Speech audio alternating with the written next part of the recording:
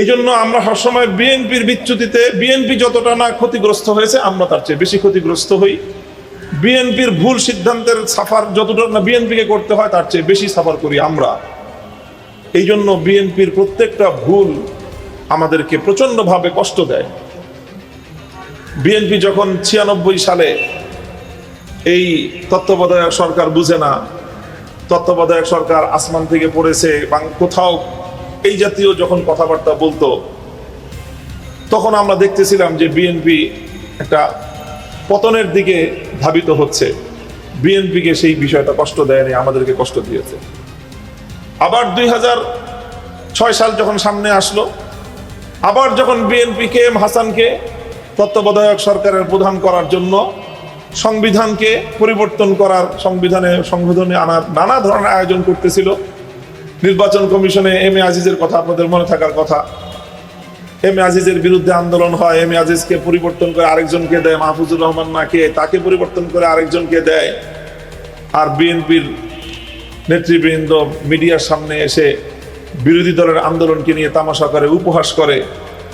আর তাদের এই উপহাস গোটা দেশকে তাদের বিরুদ্ধে ক্ষিপ্ত করে তোলে।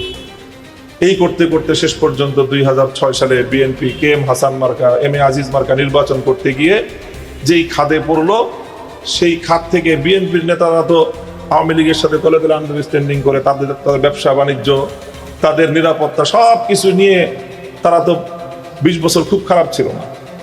সাফার করতে হয়েছে আমাদেরকে ব্যাপকভাবে, জেলে যেতে হয়েছে আমাদেরকে চরমভাবে।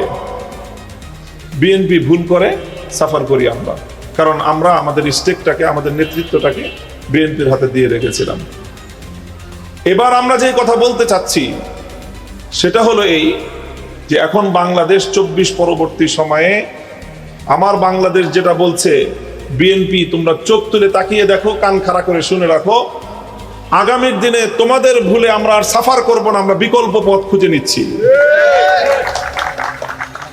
এবার যদি বিএনপি যেই ভুল করছো তোমরা হিসাব কষে দেখো, তোমাদের ইঞ্জিনিয়ারিং এর যে নির্বাচন হয়েছে সেই নির্বাচনে তোমাদের ভোটের অনুপাতটা তোমরা হিসাব করে দেখো যে তোমরা কোন ভোটে কিভাবে নির্বাচিত হয়েছে। আমি ইঞ্জিনিয়ারিং এর হিসাবটা বাদ দিলাম, 51% ভোট তোমরা পেয়েছো, সেটাকেই আমি সত্য ধরে নিলাম।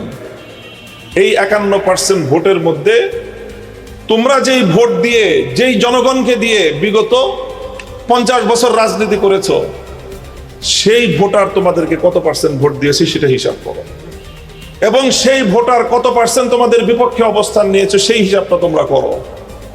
এবং তোমরা যাদের বিরুদ্ধে, যেই জনশক্তির বিরুদ্ধে, যেই আইডিওলজির বিরুদ্ধে, যেই ফিলোসফির বিরুদ্ধে রাজনীতি করেছো, তাদের কতটা করুণা এবং তাদের কতটা দয়া এবং দাক্ষিণ্যের উপর নির্ভর করে তোমরা এবার 2/3 মেজরিটি পেয়েছো, সেটাও হিসাব করো। এবং তোমাদের এই বন্দোবস্তের মাধ্যমে পরাজিত শক্তি যদি আবার ফিরে আসে, তাহলে এইটা তারাই আবার তাদের ঘরে ফিরে যাবে। আর এদিক দিয়ে তোমাদের ঘর, এটা এখন সম্পূর্ণ তোমাদের ভিন্ন আরেকটা দিকে ডাইভার্ট হয়ে গিয়েছে, সুইং করেছে। বিএনপি মাঝখান দিয়ে 2 নৌকার মধ্যখানে পানিতে তলানো ছাড়া বিকল্প কোনো রাস্তা নেই। আমরা সর্বশেষ বিএনপির প্রতি এই শুভকামনা জানাচ্ছি, সৎ পরামর্শ দিচ্ছি, এই আত্মঘাতী পথে তোমরা চলো না। জনগণের কথা বুঝবার চেষ্টা করো। জনগণ এই বাংলাদেশে জুলাই বিপ্লবটাকে, এদেশের নতুন প্রজন্ম কিভাবে ওন করে, বাংলাদেশে থেকে তো হয়তো তোমাদের বুঝতে একটু সমস্যা হয়, সারা পৃথিবীর অন্তত প্রবাসীদের কাছে গিয়ে একটু শুনে এসো। আমার যে রাজনৈতিক একটু পর্যবেক্ষণ, বিএনপির একটা বড় ধরনের সমর্থন এবং তাদের একটা বড় শক্তির জায়গা ছিল সারা পৃথিবীর প্রবাসী বাংলাদেশি রেমিটেন্স যোদ্ধারা। বিগত জুলাই বিপ্লবের সাফল্যের অন্যতম অংশীজন এই রেমিটেন্স যোদ্ধারা, প্রবাসীরা এখন আমার তো যতটুকু পর্যবেক্ষণ 80 থেকে 90% এখন সম্পূর্ণ তারা বিএনপির প্রতি শুধু ক্ষুব্ধ না, মারাত্মক রকমের বিস্ফোরণোন্মুখ হয়ে আছে তারা।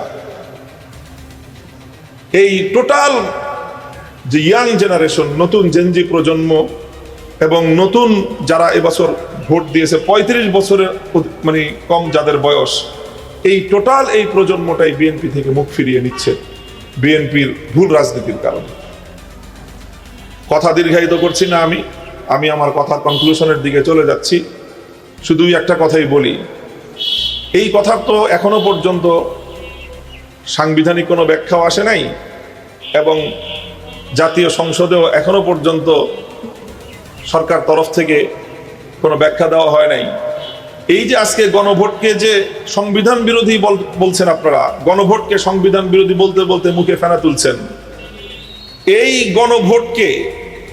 এই গণভোটের প্রতি সমর্থন ব্যক্ত করে গণভোটের মাধ্যমে জুলাই সনদকে যে আনচ্যালেঞ্জেবল একটা জায়গায় বাংলাদেশের কনস্টিটিউশনের মধ্যে অন্তর্ভুক্ত করা যাবে, এই প্রক্রিয়া যখন আলোচনা হয়েছিল সেই ঐকমত্য কমিশনে জুলাই সনদ পাশ হওয়ার পরে, তো সেখানে তো সুস্পষ্টভাবেই সালাউদ্দিন সাহেব বিএনপির পক্ষ থেকে প্রতিনিধিত্বশীল বক্তব্য রেখে তারা তো এই প্রসেসটাকে, এই প্রক্রিয়াটাকে শুধু সমর্থন করেছেন তাই নয়, বরং তারা উত্থাপনও করেছেন। তো সেই নভেম্বর মাস থেকে ফেব্রুয়ারি মাস পর্যন্ত তখন তো মনে হয় নাই যে গণভোটটা আনকনস্টিটিউশনাল। এখন কেন আপনারা এসে সেই হাসনাত আব্দুল্লাহর ভাষায় বলতে হয় যে গাং পার হয়ে গেলে মাজিক আব্দুল্লাহ ভাই, এখন আর চিনো না তোমরা মাজিদেরকে? আমি তো আমার এক বক্তব্যে বলেছি, বিএনপি যেই হীনমন্যতার শিকার, আসলে বিএনপি 24-এর গণ অভ্যুত্থানের মানে আয়নায় নিজেদের ব্যর্থতা ছাড়া আর কিছুই দেখতে পায় না। এই জনগণ, এই দেশের মানুষ ফ্যাসিবাদের জাতাকলে পিষ্ট হতে হতে তারা বিপ্লবের জন্য সম্পূর্ণ প্রস্তুত ছিল। তারা বিএনপির দিকে তাকিয়েছিল যে বিএনপি নেতৃত্ব এই জনগণকে বিপ্লবের জন্য নেতৃত্ব দিবে, কিন্তু বারবার জনগণ এই বিএনপির নেতৃত্বের কাছ থেকে তারা ভীরু কাপুরুষতা সুলভ আচরণ পেয়েছে। ঈদের পরে আন্দোলন হবে, ঈদের পরে আন্দোলন হবে, ঈদের পরে আন্দোলন হবে। বাংলাদেশে আর 15 বছরে বাংলাদেশের আকাশে ঈদের চাঁদ উঠে নাই, আর বিএনপির আন্দোলনও আসে নাই। শেষ পর্যন্ত আমাদের ছাত্ররা তারা বাধ্য হয়ে রাজপথে নেমেছে, তারা নেতৃত্বের দায়িত্ব নিজেদের কাঁধে তুলে নিয়েছে। বাংলাদেশের মানুষ তখন নতুন আস্থায় আবার রাজপথে নেমেছে। তখনই সেই বাংলাদেশের বিপ্লবের মহাকাব্য তৈরি হয়েছে। স্যার, একটারে গুলি করলে একটাই যায়, বাকিটি যায় না। বিএনপি নেতৃত্ব কি করেছে? 28 অক্টোবর সর্বশেষ, 28 অক্টোবর না, নয়াপল্টনে যে সমাবেশ হলো 2023 সালে 28 অক্টোবর না, 28 অক্টোবর আমরা তখন জেলখানায় কারাগারে আমরা রোজা রেখে দোয়া করেছি। আগের দিন মনে করেছি আগামীকাল 28 অক্টোবর একটা ভালো কিছু আমরা দেখব। এরপরে যখন আমরা মিডিয়াতে 28 অক্টোবরে বিএনপির নয়াপল্টনের সামনে ভীরু কাপুরুষতার সর্বশেষ প্রদর্শনী যখন আমরা দেখলাম, তখন আমাদের হৃদয়টা ভেঙে চূর্ণ বিচূর্ণ হয়ে গিয়েছিল। আমরা তখন মনে করেছিলাম যে আমাদের মুক্তির সর্বশেষ সূর্যটা বুঝে অস্তমিত হয়ে গেল। এরপরে যখন আবার আমাদের ছাত্ররা, আমাদের এই সোনার সন্তানেরা যখন আবার তারা নেতৃত্বের ঝান্ডা তুলে নিল, নতুন করে আবার আমরা প্রেরণা পেলাম, স্বপ্ন দেখলাম।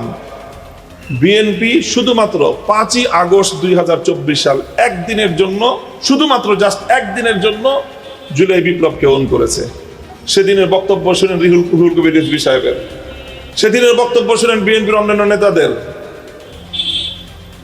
আন্দালিব রহমান পার্থ সাহেবদের বক্তব্য 5ই আগস্ট শুনেন। এরপরে 6ই আগস্টের পর থেকে বিএনপি নেতৃবৃন্দের স্টেটমেন্টগুলো দেখেন। এরপরের দিন থেকেই তাদের বক্তব্য চেঞ্জ হয়ে গেছে, কারণ 5ই আগস্টের আকস্মিকতায় অভিভূত ছিল তারা, কারণ তারাও মুক্তির কোনো পথ খুঁজে পাচ্ছিল না, মুক্তির কোনো সম্ভাবনাই তারা দেখছিল না। 5ই আগস্টের বিপ্লবে তারা আনন্দিত, উৎফুল্ল ছিল, এবং তখন তাদের মুখ থেকে অরিজিনাল কথাটা বের হয়ে আসছে। 5ই আগস্ট রাতের বেলায় শুয়ে শুয়ে তারা চিন্তা করেছে আসলে বিপ্লবটা কি হলো এবং এখানে আমাদের অর্জনটা কি এবং আমাদের ভূমিকাটা কি। তো সেই ভূমিকাটা দেখলো যে ইতিহাস যখন লিখবে যে 2024 সালের জুলাই বিপ্লব, 36শে জুলাই বাংলাদেশ মুক্তি লাভ করেছিল এবং এই নেতৃত্বটা কিভাবে এসেছিল, সেখানে প্রথমেই যে কথাটা আসবে সেটা হলো বিএনপির চরম নেতৃত্বের ব্যর্থতার প্রেক্ষিতে বিকল্প নেতৃত্ব মাঠে এসেছিল। কাজেই 5ই আগস্ট 36শে জুলাইয়ের বিপ্লবের সফলতা মূলত বিএনপি নেতৃত্বের কাপুরুষতা, আপোষকামিতার এক স্পষ্ট দলিল। এই জন্য বিএনপি 24শে জুলাইকে ওন তো করেই না, বরং 24শে জুলাইয়ের বিপ্লবের এই অর্জনকে মুছে ফেলার জন্য তারা চেষ্টা করছে। আমাদের পয়গাম মনে রেখো, 24শে বিপ্লবকে যদি তোমরা মুছে ফেলতে চাও, ব্যর্থ হবে তোমরা। বাংলাদেশের একাত্তরের অর্জনকে হাইজ্যাক করে ৭২-এর চেতনা দাঁড় করাবার যে চেষ্টা করা হয়েছে, ২৪-এর এই অর্জন এবং বিজয়কে যদি ধ্বংস করবার জন্য তোমাদের এই অব্যাহত প্রচেষ্টা চলতে থাকে, এর জন্য তোমাদেরকে কড়া মাসুল গুনতে হবে। বিএনপি মাঝখান থেকে তলিয়ে যাবে। বিকল্প শক্তি বাংলাদেশপন্থীদের নেতৃত্বের জন্য যেই দানা বাঁধা শুরু হয়েছে, এটা চলতেই থাকবে। বিএনপির সামনে এখন দুটোই অপশন, এক হলো নিজেরা ভ্যানিশ হয়ে যাওয়া, আর এক হলো জুলাই চেতনাকে ধারণ করা। মাঝখান দিয়ে ভিন্ন কোনো পথ নাই।